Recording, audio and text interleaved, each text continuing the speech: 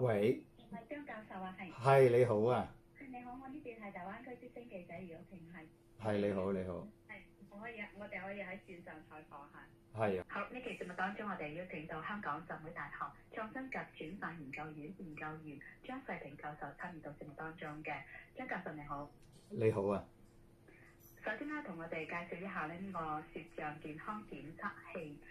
觀舌辨食嚇，就係觀呢個舌頭可以辨呢個食物。咁最初咧係基於咩原因研究呢個項目嘅咧？即係其實講起都10年前㗎啦，咁就即係開始有呢一個人工智能啊、區塊鏈嘅興起啦。咁我哋就想睇下點樣將新嘅科技咧融入呢個中醫裏邊去。咁中醫講嘅望聞問切，咁其中呢個舌象咧係我哋中醫嘅一個重要嘅睇病嘅一個指標啦。咁樣我哋覺得就係如果可以用呢個手機去拍攝舌象咧，就可以令到中醫有一個客觀嘅一個望診望舌嘅一個記錄。咁所以當時我哋就響16年啊，其實講返就已經係即係為呢一個手機拍攝舌象咧係申請咗呢個專利啊。咁當時其實推廣咧都唔係話一帆風順嘅。咁因為好多同行咧，佢哋覺得我都面對住個患者啦，點解仲要用手機同佢拍照咧？咁樣咁就直到咧呢個疫情嘅時候，如果即係你哋記得嘅咧，就係當時喺香港咧就嗰個公立醫院唔起負荷啦，因為咧太多病人咧即係湧去呢個公立醫院啦。咁就當時我哋中醫就企出嚟話，我哋都可以幫手嘅咁樣。咁政府就問：喂，咁你中醫望聞問切喎，病人喺屋企你點樣做你個望聞問切啦？咁當時就係呢一個陳永光議員啦，咁佢就知道我哋有呢個技術，就將我哋呢個技術咧就擺咗落去中醫遙距睇新冠嘅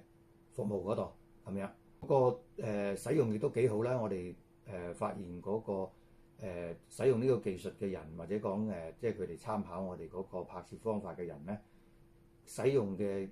頻率係同嗰個發病率係呢個同步嘅即係我哋睇到多人用嘅時候，我哋知道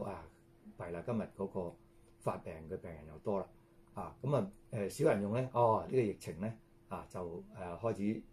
舒緩啦咁樣。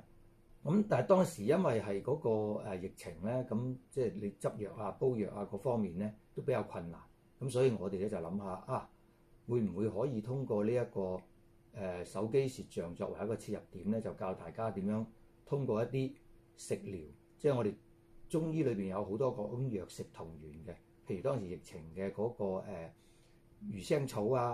呢個無花果甚至乎係蘋果陳皮呢啲咧，其實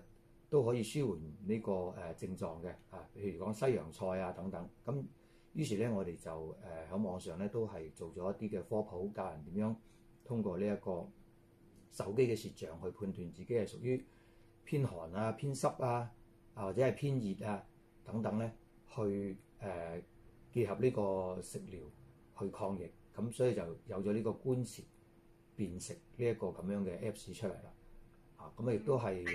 得到咗呢個浸會大學嘅資助啦。咁我哋就將佢整成一個 Apps。咁同時咧，喺呢個收集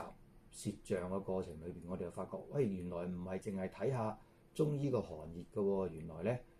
糖尿病都可以通過呢個舌象去做一啲初步嘅篩選嘅喎。